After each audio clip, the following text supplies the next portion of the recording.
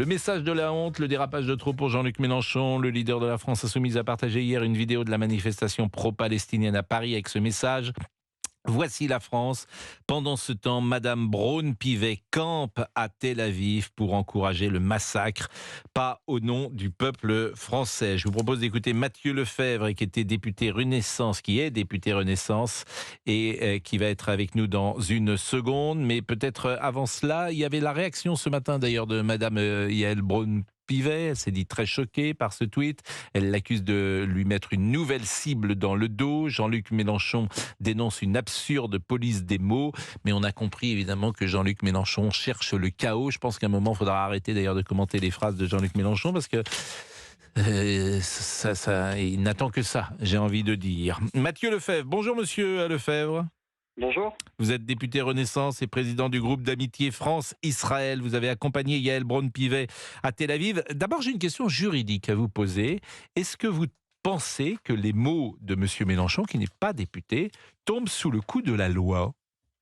Écoutez, je pense que la question se pose. Les mots employés renvoient évidemment à la connotation antisémite la plus abjecte avec les camps. Et je pense que la question se pose et à titre personnel, moi je souhaite que la présidente puisse déposer plainte contre cet affreux personnage.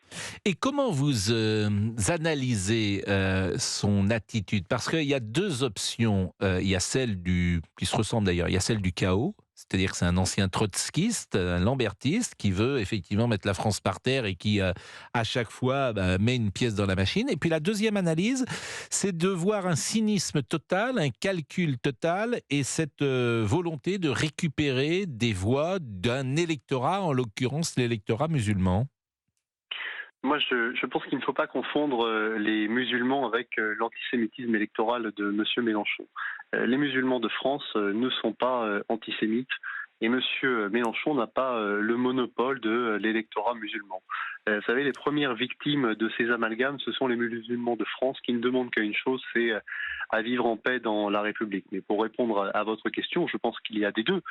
À la fois, M. Mélenchon croit en ce qu'il dit. Quand il prononce ces mots, il sait très bien ce qu'il fait. Quand il évoque le mot camper à propos de Mme Braun-Pivet, il ne l'a pas dit à propos de M. Ciotti ou à propos de M. Habib, il le dit à propos de Mme Braun-Pivet. Et par ailleurs, il y a un calcul électoral qui est évident. Mais vous savez, je pense que l'histoire est plus forte que ces petits calculs politiciens un petit peu minables. Alors restez avec nous, monsieur Lefèvre, on va marquer une pause. Vous êtes député Renaissance, président du groupe d'amitié France-Israël. Je disais en commençant cette émission que on est inquiet bien sûr pour les Juifs de France. J'ai des amis qui me rapportent que la mezouza, qui est le symbole des symboles, qu'aucun juif ne manque d'accrocher quand il réside quelque part pour se souvenir qu'il est sous la protection de Dieu, eh bien il y a beaucoup de juifs aujourd'hui qui ont enlevé la mezouza de la maison, de l'appartement où ils habitent. Et on peut les comprendre lorsqu'on entend sur la place de la République les slogans Israël assassin.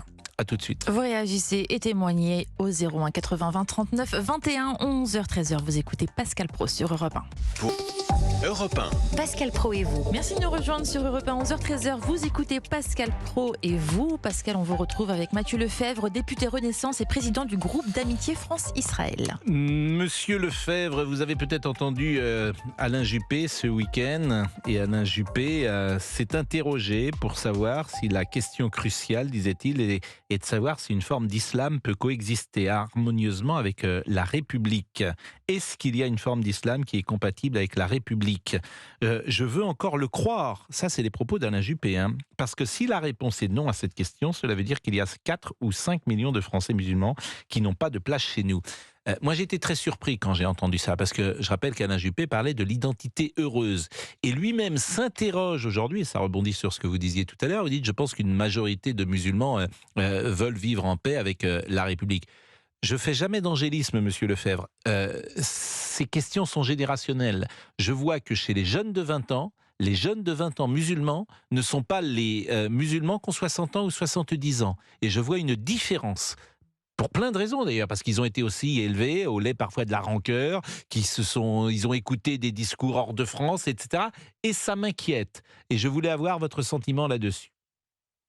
D'abord, moi, je veux vous le redire, l'immense majorité des musulmans de notre pays vivent en parfait accord avec les règles de la République Mais dans et les les quartiers, valeurs de la République. dans les Et quartiers, vous trouvez que dans les quartiers, là où parfois la religion musulmane est majoritaire, vous diriez qu'il n'y a pas d'injonction à s'habiller, à se comporter?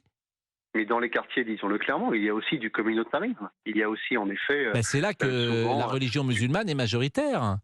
Oui, En mais bien fait, sûr. la question qui est intéressante, c'est qu'est-ce qui se passe lorsque la religion musulmane devient majoritaire? Voilà, ça m'intéresse comme question, et c'est aussi la question que se pose Alain Juppé. Et je vous pose la question.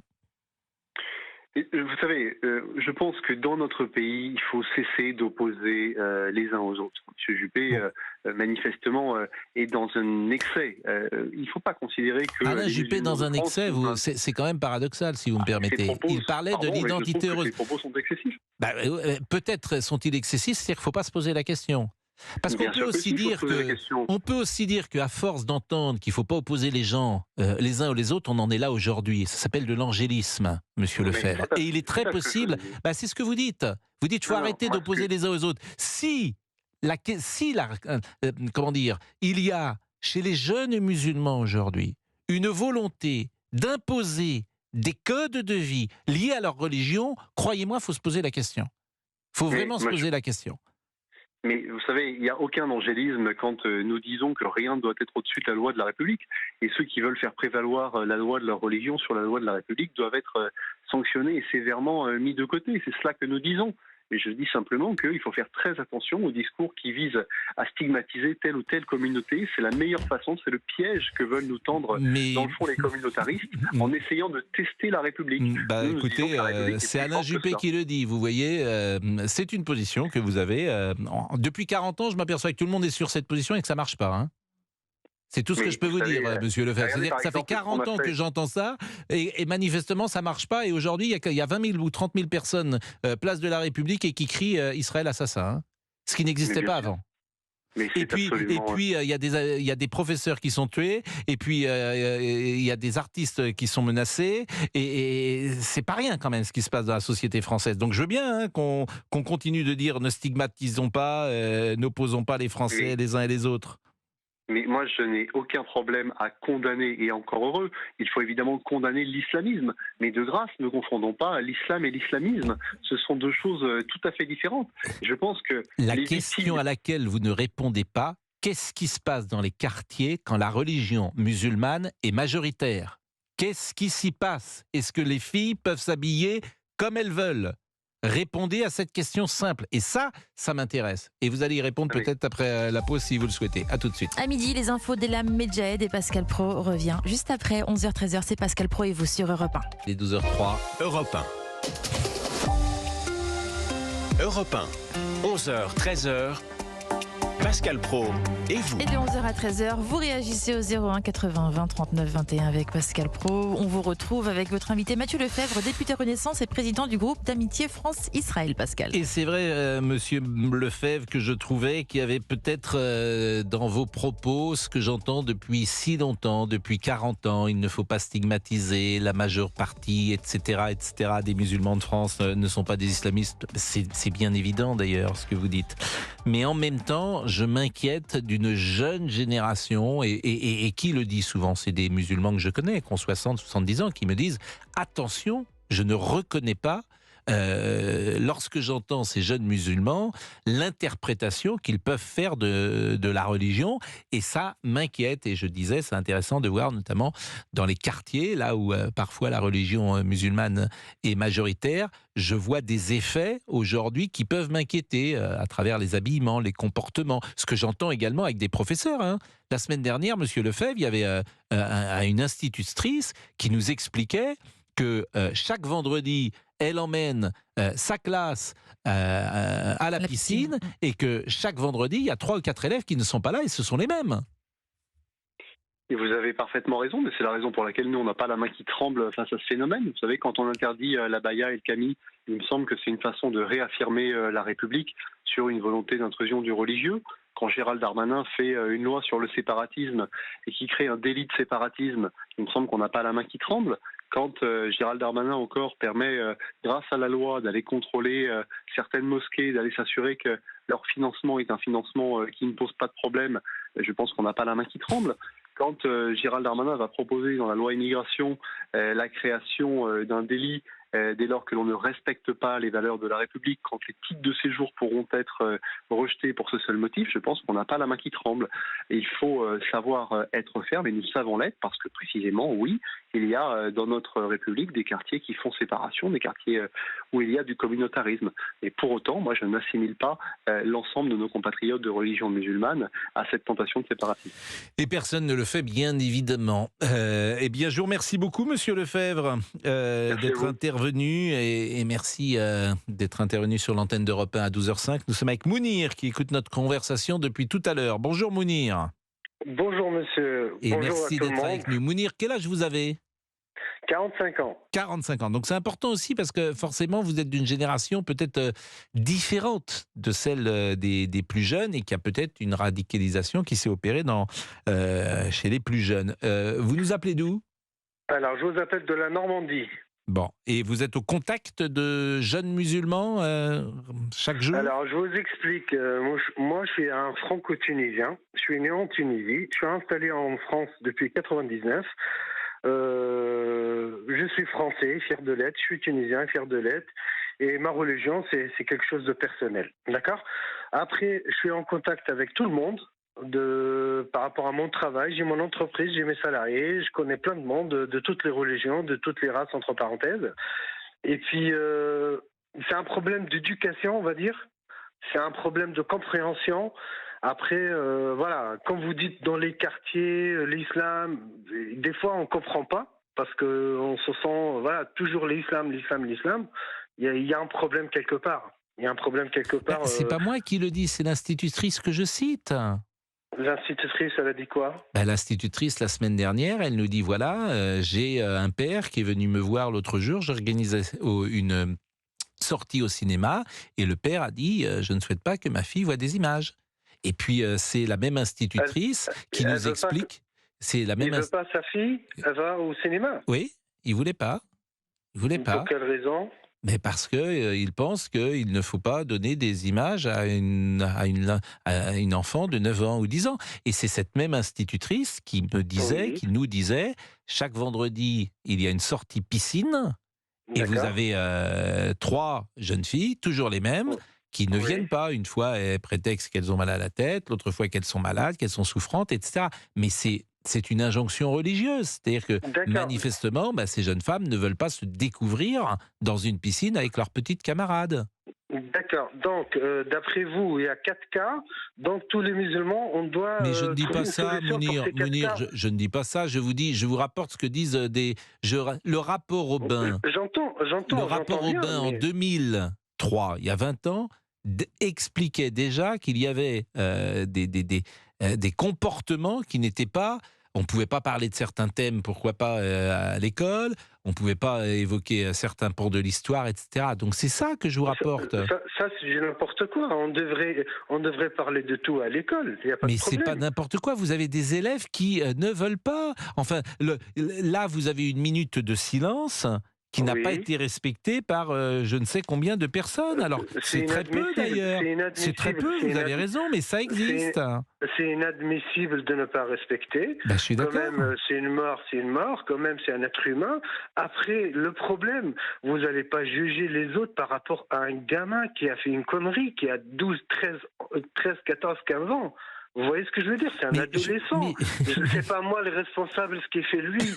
Mais c'est un adolescent qui sera un adulte demain, et ça s'appelle un endoctrinement et un embrigadement. Bien sûr, je suis d'accord avec vous, mais à l'éducation nationale, de le remettre dans le droit chemin. Non, c'est pas l'éducation nationale. L'éducation nationale, elle est faite pour instruire et les parents pour éduquer.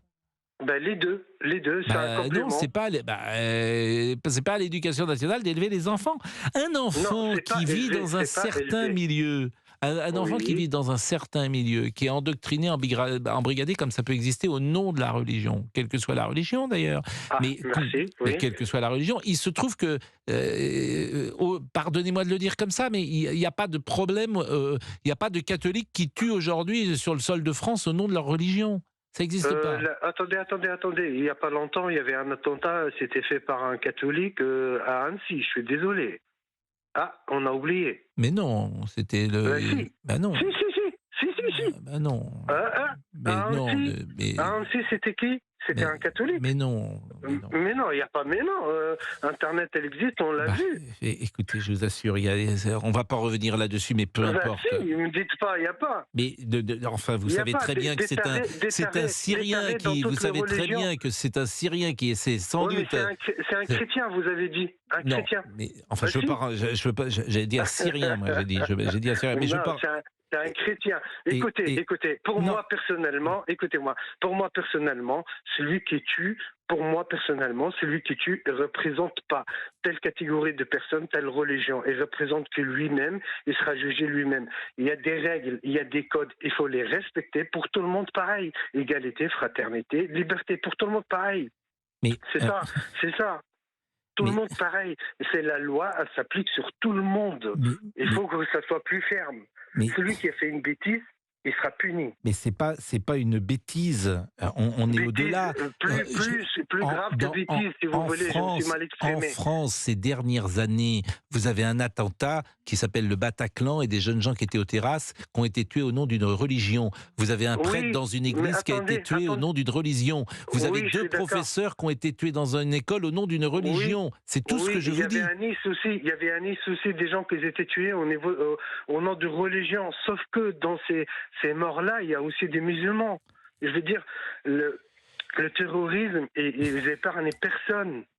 Écoutez, en tout cas, Mounir, c'est toujours le pauvre qui est mort dedans. Mounir, chacun vous écoute et l'important c'est que vous puissiez prendre la parole et puis après chacun se fait son opinion en vous écoutant et c'est ça qui importe. Je vous propose de marquer une pause en tout cas à 12h11 et nous revenons dans une seconde. 11h-13h, c'est Pascal Praud et vous sur Europe 1. À tout de suite. À Europe 1. Pascal Praud et vous.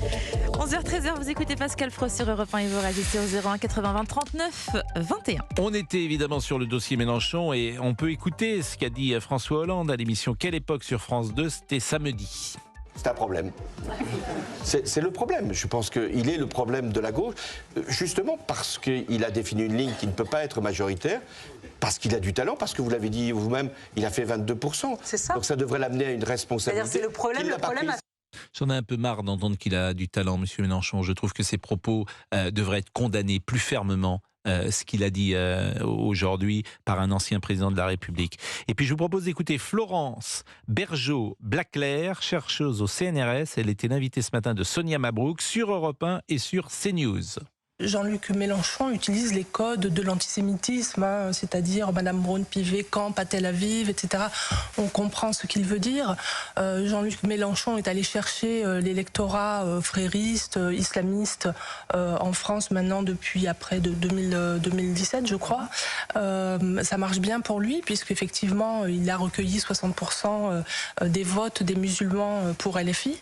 Maintenant, c'est une cause perdue. Il va dans le mur.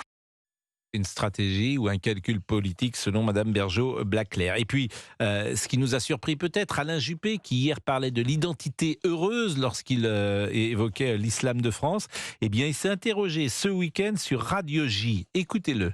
La grande question, je l'ai posée souvent, et ça a été parfois mal compris, est-ce qu'il y a une forme d'islam qui est compatible avec la République ? Il y en a une. Je veux encore le croire.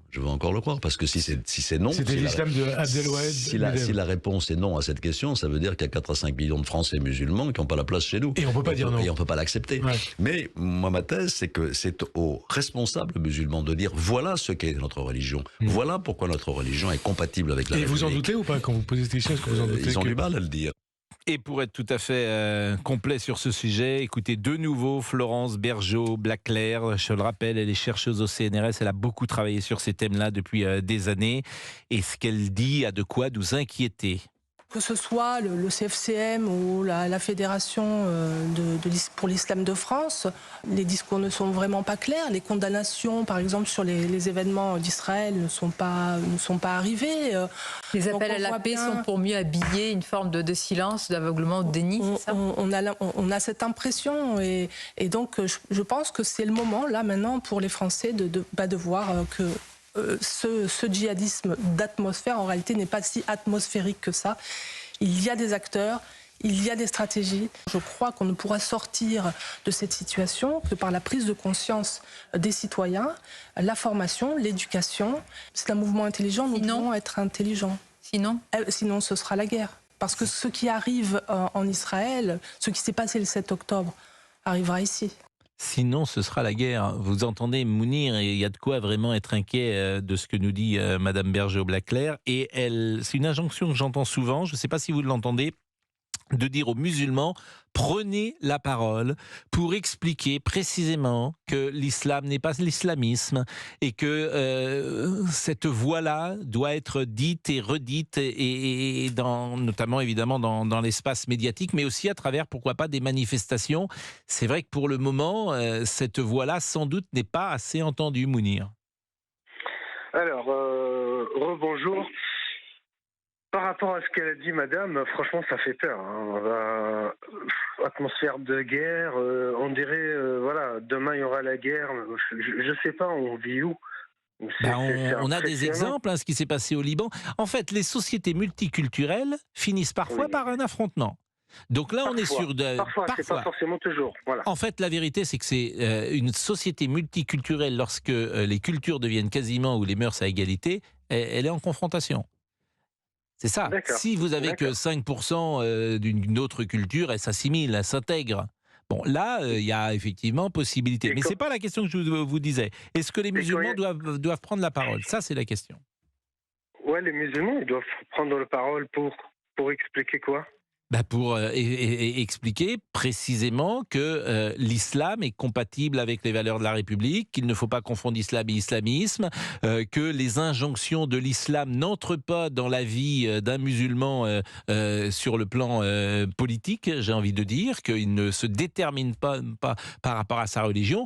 En fait, ce travail qui a été fait avec les catholiques il y a 100 ans, avec la séparation de l'Église et de l'État. Et l'islam en France, depuis quand il est en France, l'islam? Je ne comprends pas le sens de la question, mais depuis 30 ans, 40 ans, il est plus présent. Non, les musulmans en France, depuis quand? Aujourd'hui, ils sont importants depuis une trentaine d'années ou 40 ans. En 1900, en 1900, il y avait très peu de musulmans sur le sol de France. Aujourd'hui, vous avez 6, 7 ou 8 millions. Oui, même après, après 1900, 1950, ce que vous voulez, 1960, 70, il y avait des musulmans, il n'y avait pas de problème. Mais parce que, d'abord, c'est ce que je vous disais tout à l'heure, manifestement, il y avait une intégration, une assimilation qui fonctionnait mieux. Malgré qu'ils sont des étrangers à l'époque, qui sont venus mais vous avez parfaitement raison. Et malgré, ils étaient étrangers, ils s'intégraient mieux. Vous avez parfaitement raison. Donc, le problème, c'est où? Le problème, ça peut être effectivement. Je vous explique. Alors, les gens qui sont nés ici, les gens qui sont. Moi, je suis né en Tunisie. Je vois de tout. Vous allez nous le dire après la pause, Mounir. Il est 12h20. On marque. Oui, il y a des pauses tout le temps. Qu'est-ce que vous voulez que je vous dise? À tout de suite. Mounir, mais comme il répond pas à ma question, on perd du temps. Est-ce que vous trouvez que les musulmans doivent prendre la parole, Mounir? Les musulmans, ils prennent la parole. C'est pas que je vous réponds pas à votre question. Ah si, vous répondez pas. Les musulmans. Si. Les musulmans, ils prennent de la parole pourquoi? On est toujours en train de demander aux musulmans de justifier un acte d'un mec qui est taré, qui a fait des bêtises, des conneries, tout ce que vous voulez, que tout le monde le condamne, tout être humain doit condamner. C'est pas parce que l'autre il s'appelle tel prénom, qu'il est de telle origine, qu'il est de telle religion, c'est moi qui dois me défendre. Mais il doit être puni sévèrement par la loi. En tout cas, merci Mounir. On a bien compris le sens de ce que vous vouliez dire. Et puis je vous remercie beaucoup parce que c'est toujours intéressant. Je veux juste la paix pour tout le monde. Mais tout le monde veut de la paix. Il n'y a pas de souci. Oui, mais tout ça, je suis d'accord. Qu'on ne s'acharne pas sur certains. Mais on s'acharne sur personne. Et la vérité, elle a plusieurs faces, comme toujours, la vérité. C'est ça, mais c'est bien le problème d'ailleurs. Chacun a la sienne. Merci en tout cas, Mounir. Et on va complètement changer. Quand Benzema, on s'est acharné sur lui, Eric Cantona, non. Ils ont dit la même chose. Voilà. Écoutez, j'ai pas l'impression non plus qu'on s'est acharné. En tout cas, c'est le ministre de l'Intérieur qui a pris position. En tout cas, il est 12h25 et on change de sujet.